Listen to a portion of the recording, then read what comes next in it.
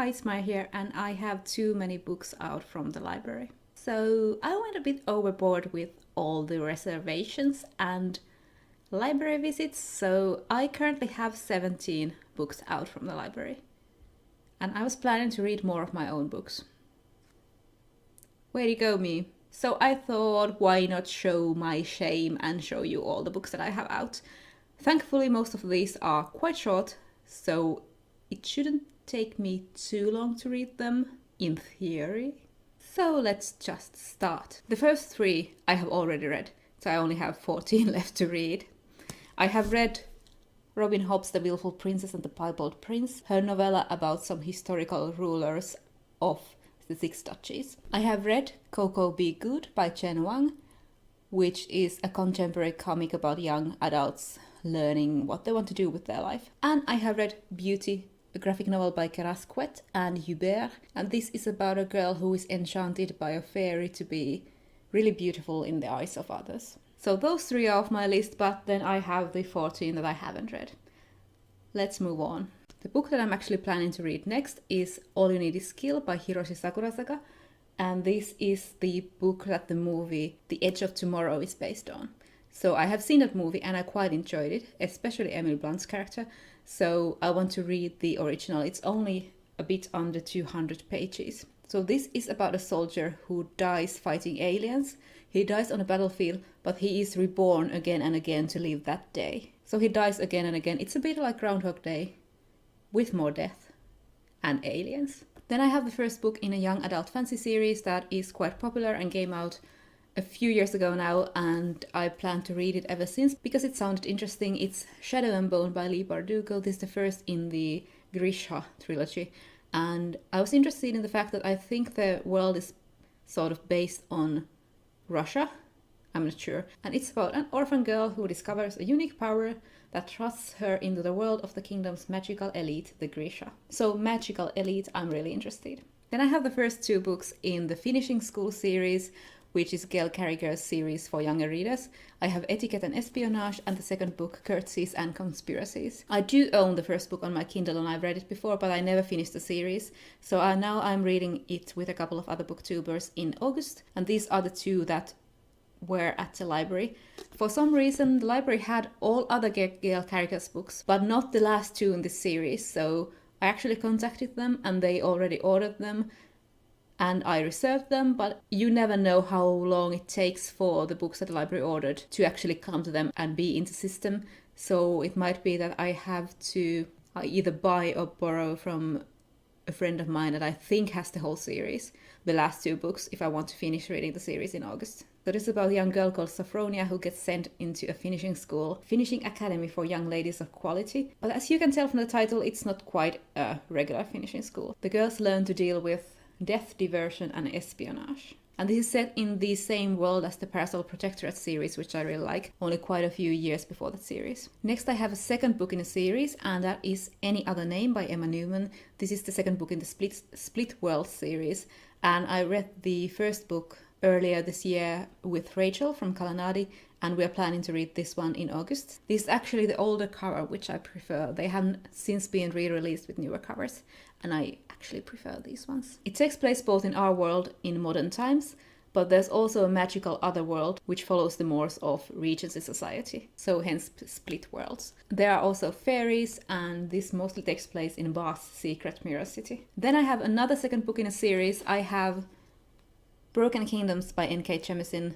This is the second book in her Inheritance trilogy. I really like the first book. It's actually her debut book, and I think it's might be my favorite of Jemisin's books that I've read. But I also really love the fifth season, so those two are my favorites. And I'm really looking forward to continuing with this series. This takes place after the first book, of course, but the first book actually worked quite well as a standalone. So this follows different characters after the events of the first book. So in this series there's this ruling family called Arameri who are really powerful, and there are also gods that live among mortals. Then some more books. I actually went sort of library sightseeing last week, and I went to see a couple of libraries that I hadn't visited before, and I ended up borrowing a lot of books, of course. I borrowed these three books. These are the books that the Rise of the Guardians animation movie was based on. These are by William Joyce and Laura Geringer with illuminations by William Joyce. So this is the first one, it's really shiny. It's Nicholas St. North and the Battle of the Nightmare King.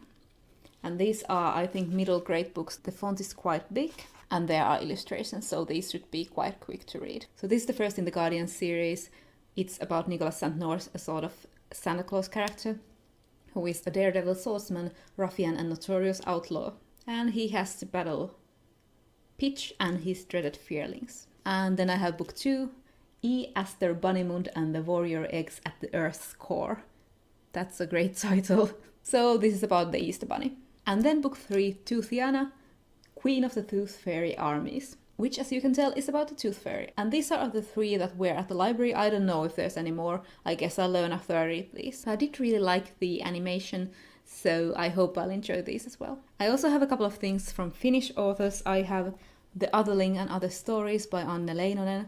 This is a really short collection of her short stories. I thought I'd read this and perhaps do another episode of my guide to Finnish science fiction and fantasy. So Anne Leinonen is a pretty prolific short fiction writer. She has also written novels, and her short stories have won a lot of SFF awards in Finland. I've only ever read a couple of them, so I wanted to read more before I do that video. And then I have a book in Finnish. This is a steampunk anthology called Steam and Hell Machines. And this has 10 short stories from different authors, one of them being Anne Leinonen. This is published by a small print publisher who focuses on science fiction and fantasy. Next I have a comic that I'm not quite sure if it's speculative fiction.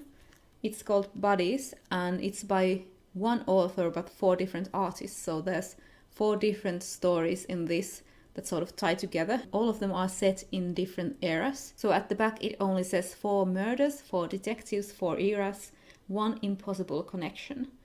And it says it's London 1890, London 1940, London 2014 and London 2050. So I think there's got to be some sort of speculative fiction element in this. Next I have 2 books that are not science fiction or fantasy.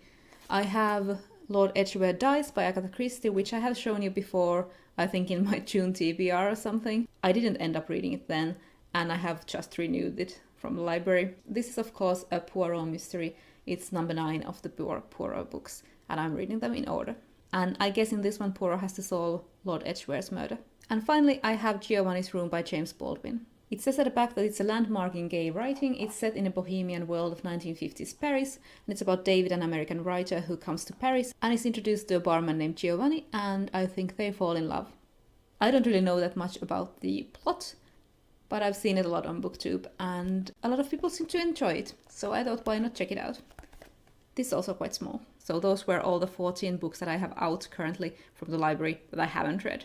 I also have one other book that I have borrowed from my sister, the Night Vale novel, Welcome to Night Vale, a novel by Joseph Fink and Jeffrey Craner. I really like the podcast, and I've now reached the episode called Epilogue, which is sort of an epilogue to this book, and I think you don't have to read the book to listen to that, but I want to.